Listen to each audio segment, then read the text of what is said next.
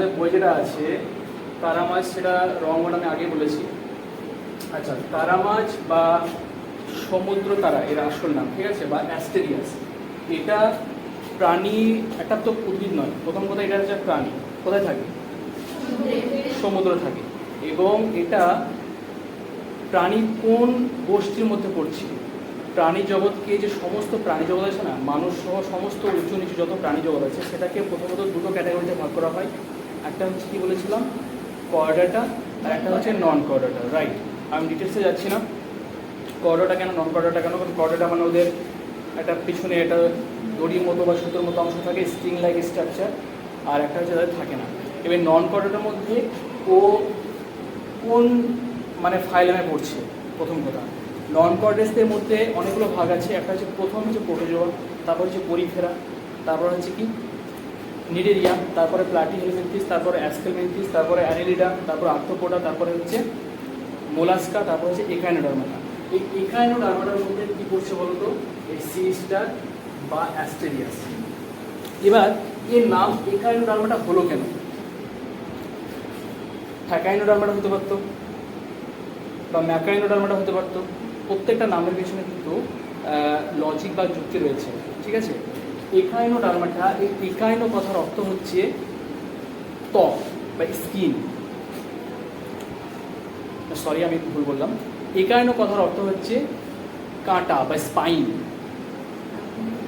আর dermis মানে হচ্ছে ত্বক, ঠিক আছে। অর্থাৎ যে প্রাণীর দেহে কি রয়েছে বলতো? কাঁটা রয়েছে, কণ্টক রয়েছে, দেহটা বা বাহ্যিক অংশটা বা তাদের দেহের যে ত্বক অংশটা, সেটা কি দিয়ে ঘেরা বলতো? কাঁটা দিয়ে। কাঁটাযুক্ত প্রাণী হচ্ছে এই সমুদ্র তারা বা অ্যাস্টেরিয়াস। এই জন্য এদের এই গোষ্ঠীটার নাম হলো একাইনোডার্মাটা। তাহলে একাইনোডার্মাটা এই নামের যুক্তিটা প্রকাশ পেল তো? যুক্তি ঠিক আছে তো? যে একাইনো কথার অর্থ হচ্ছে স্পাইন বা কাঁটা, আর ডার মানে হচ্ছে বা ডার্মিস মানে হচ্ছে ত্বক। মানে যাদের দেহে বা যে প্রাণীর দেহে কাঁটা থাকবে বা স্পাইন থাকবে, স্পাইন মানে হচ্ছে কাঁটা, মানে যে প্রাণীর দেহটা কাঁটা দিয়ে তৈরি, তারাই হচ্ছে একাইনোডার্মাটার মধ্যে পড়ছে। তার একটা বড় এক্সাম্পল হচ্ছে কি বললাম, যে সি স্টার বা সমুদ্র তারা। এবার আমি এই ছবিগুলো করেছি, দেখো একটা ছবি এঁকেছি, অ্যাকর্ডিং টু স্ট্রাকচার ওদের গঠন এঁকেছি। প্রথম হচ্ছে এই যে যেটা নামকরণ করেছি, এগুলো হচ্ছে সাইডে কি বলতো? বাহু। কি বললাম? বাহু। এই বাহু ইংলিশ কি বলে? আর্ম।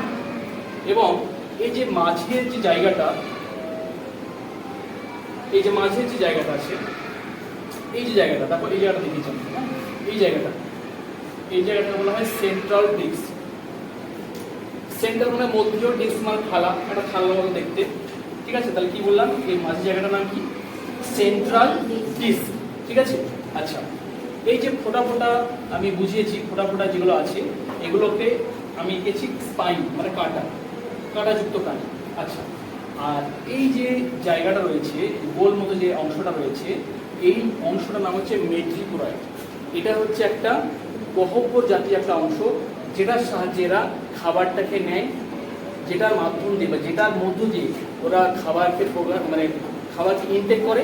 এবং যেটা বজ্র পদার্থ, ওদের একটা রাস্তা আমি আগের দিন বলেছিলাম, ওদের একটা রাস্তা যেটার সাহায্যে কী করে ওরা খাবারটাকে ইনটেক করে আবার বাইরে বের করে দেয় এই অংশটার মাধ্যমে।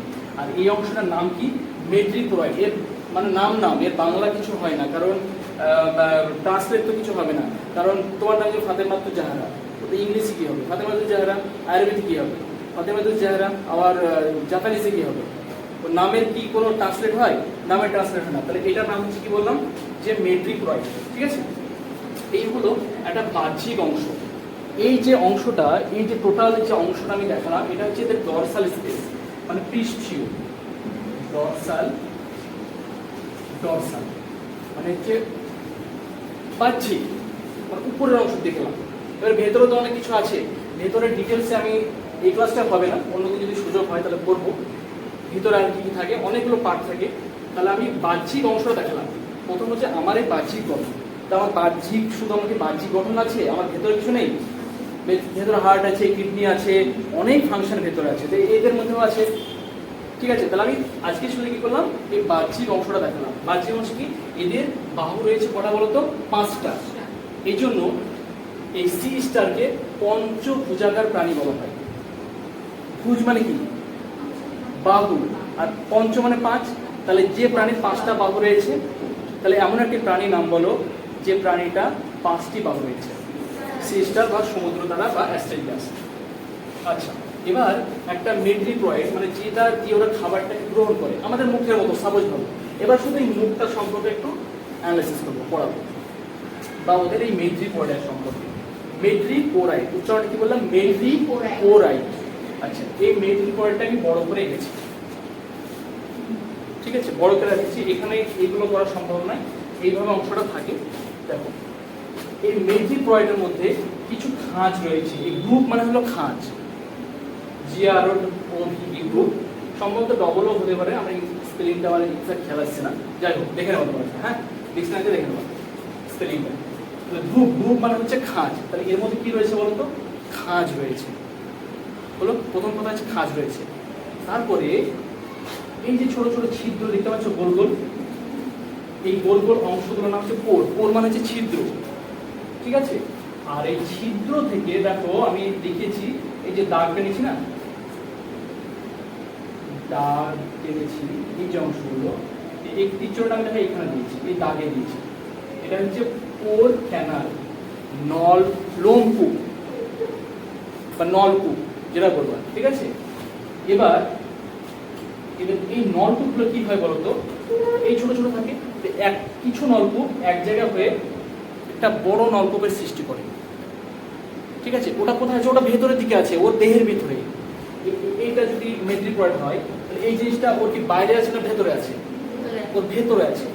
তো এই ভেতরে এইরকম একটা পার্ট কিন্তু থাকে সিস্টারের, ঠিক আছে। তাহলে নামগুলো বলে দিই, এগুলো হচ্ছে যে অংশটা গ্রুপ, আর এই যে এটা হচ্ছে পোর মানে হচ্ছে ছিদ্র বা লোম বলতে পারো, আর এটা হচ্ছে পোর ক্যানাল বা লোমকূপ। এবার কিছু এদিকে দেখো, এদিক দিয়ে একটা নল দিয়েছে, এদিক দিয়ে একটা নল দিয়েছে বা পোর দিয়েছে, এই পোরগুলো এক জায়গায় একটা বড় পোর সৃষ্টি করেছে, ঠিক আছে। এই যে এই অংশটা একটা থলির মতো অংশ না, আমাদের পেটের মতো একটা বড় থলির মতো স্যাক লাইক স্ট্রাকচার। এই স্যাক লাইক স্ট্রাকচার, এই অংশটার নাম হচ্ছে অ্যাম্পুলা। কি নাম বললাম? অ্যাম্পুলা, ঠিক আছে। আর এই যে অংশটা, এই যে নলাকার যে অংশটা চলে আসছে, এই অংশটা হচ্ছে, যেহেতু এই অংশটা কার অংশ? মেড্রিপয়েডের অংশ, আর দেখতে কেমন? একটা নলের মতো, এই জন্য এই অংশটার নাম হলো মেড্রিপোরাইড ক্যানাল, ঠিক আছে। এই অংশটার নাম কি হলো? মেড্রিপোরাইড ক্যানাল। এবার বলে দিচ্ছি, এবার আমাদের দেখো, আমাদের যে আমরা যে খাবার খাই না, খাবারটা যখন খেলাম, ধরো যদি আমরা শর্করা খাবার খাই, কার্বোহাইড্রেট খাবার খেলাম, ভাত, রুটি, তারপরে শশা, বিভিন্ন শাকসবজি, কার্বোহাইড্রেট যাদের খাবার খাওয়ার পরে খাবারটা চিবালাম, প্রথমত খাবারটা খেলাম, খাওয়ার পরে খাবারটা চেবার পরে আমাদের স্টোমাকে গেল, ডাইজেস্ট হলো, হজম হলো, তারপরে সেই খাবারটা ছোট্ট ছোট্ট টুকরোতে ভেঙে যাবে কি না?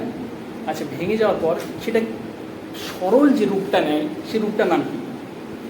Glucose, right. কি নাম? গ্লুকোজ। এই গ্লুকোজটা প্রথমত আমাদের কোথায় যাবে? কোষে যাবে। কে নিয়ে যাবে? রক্ত নিয়ে যাবে। আচ্ছা, এবার আমরা ধরো মাংস খাচ্ছি, মাংস তো প্রোটিন, মাছ, মাংস, ডিম, এগুলো তো প্রোটিন জাতীয় খাবার। এই খাবারগুলো খাওয়ার পর এগুলো তো শরীরে ভাঙবে, প্রথমে পাকস্থলীতে যাবে, স্টোমাকে যাওয়ার পর ক্ষুদ্র ক্ষুদ্র কণায় পরিণত হবে, সরল একটা রূপে পরিণত হবে। সেই রূপটার নাম কি? Amino acid. প্রোটিন ভাঙলে কি পাওয়া যায়? অ্যামাইনো অ্যাসিড, ঠিক আছে। আচ্ছা, এবার যদি আমরা ফ্যাট খাই, ঘি খেলাম, মাখন খেলাম, তাহলে কি? হ্যাঁ, বাদাম খেলাম, তাহলে ওটা স্টোমাকে যাওয়ার পর সরল যে রূপটা তৈরি হবে, সেই রূপটার নাম কি? Fatty acid. তাহলে এই যে ফ্যাটি অ্যাসিড বলো বা অ্যামাইনো অ্যাসিড বলো বা তোমার গ্লুকোজ বলো, এগুলো আমাদের শরীরে, বিশেষ করে উন্নত প্রাণী যেগুলো, গরু, ছাগল, ভেড়া, মানুষ, পশু পাখি, যেগুলো পশু পাখি, বিশেষ করে পশু পাখিদের, পাখিটা বাদ দিলাম, পাখিদেরও ব্লাড আছে। তো সেক্ষেত্রে যেগুলো উন্নত বিশেষ করে জীব, তাদের যে সংবহনতন্ত্র মানে আমাদের যে শরীরের ভিতরে আমাদের রক্ত আছে, রক্ত কি করে বিভিন্ন খাবার, অক্সিজেন, বিভিন্ন যখন যেখানে দরকার সেটা তো পৌঁছে দেয়। এই যে পৌঁছে দেওয়ার কাজ যেটা করে, সেটাকে বলা হয় ভাস্কুলার সিস্টেম বা সংবহন তন্ত্র। তাহলে এই সংবহনতন্ত্রে আমাদের সাহায্য করে আমাদের শরীরে কে? রক্ত। কিন্তু এখানে এদের কিন্তু কোনো ব্লাড নেই, এরা কিন্তু প্রাণী। আমি যখন পয়েন্টে আসছি, এরা কিন্তু একটা প্রাণী, এরা তো উদ্ভিদ কি? এরা কিন্তু প্রাণী, কিন্তু এরা সমুদ্রে থাকে এবং এদের দেহে এরা জলের মাধ্যমে কিন্তু এদের কি হয়? সংবহনতন্ত্র হয়ে থাকে। এরা এই যে মেট্রিকয়েড যেটা আছে, এটা দিয়ে ওরা কি করে? জলটাকে নিয়ে নেয়, নিয়ে এই যে বললাম না গ্রুপ খাঁজ রয়েছে, এই খাঁজের মধ্যে কি করে? যেটু মানে ছাঁকনির কাজ করে, আমাদের যেমন কিডনি ছাঁকনির কাজ করে, এই খাঁজগুলো ছাঁকনির কাজ করে বিভিন্ন জীবাণু বলো, বা আমরা সাধারণ কথায় বা ওরা বিভিন্ন ছোটো ছোটো প্রাণী বলো, বা ওদের যেগুলো খাবার, সেই খাবারটা ওরা জল থেকে ওইভাবে জলটাকে নিয়ে নিল, জল থেকে ওরা বিভিন্ন নিউট্রিশন খাবার কিন্তু জলের মধ্য থেকে ওরা নিয়ে নেয়। নিয়ে নেওয়ার পরে ওয়েস্ট পদার্থ, যে রেচন পদার্থ, বর্জ্য পদার্থ যেগুলো থাকে, সেগুলো ওরা ওই মেট্রিকয়েডের সাহায্যে আবার বাইরে বের করে দেয়। ঠিক আছে? আর জলে তো একটা চাপ থাকে, ওই জলের চাপের ফলে কি করে? ওই যে প্রেশারটা, ওই প্রেশারটার নাম হচ্ছে হাইড্রোলিক প্রেশার। ওই হাইড্রোলিক প্রেশার পদ্ধতিতে ওরা লোকোমোশন করতে পারে, মানে চলন গমন, এখান থেকে বিভিন্ন জায়গায় যাওয়া, এটা এরা করতে পারে। তাহলে এই যে জলটা গেল, এই জলের মাধ্যমে কিন্তু ওরা খাবারটা নেয়, আর এই জলটাই ওদের কি করে? ভাস্কুলার সিস্টেম বা সংবহনতন্ত্র হিসেবে কাজ করে। আর উদ্ভিদের দেহে কিন্তু সংবহনতন্ত্র হিসেবে কাজ করে কিন্তু জল বা ওয়াটার। তাহলে এমন একটি প্রাণীর নাম বলো যে প্রাণীর সংবহনতন্ত্রে জল কাজ করে? সিস্টার। জল হচ্ছে এদের সংবহনতন্ত্রে সাহায্য করে। ঠিক আছে? তাহলে এই গেল মোটামুটি একটা ওভারভিউ অ্যাস্টেরিয়াস বা সিস্টার সম্পর্কে একটা মোটামুটি একটা কনসেপ্ট।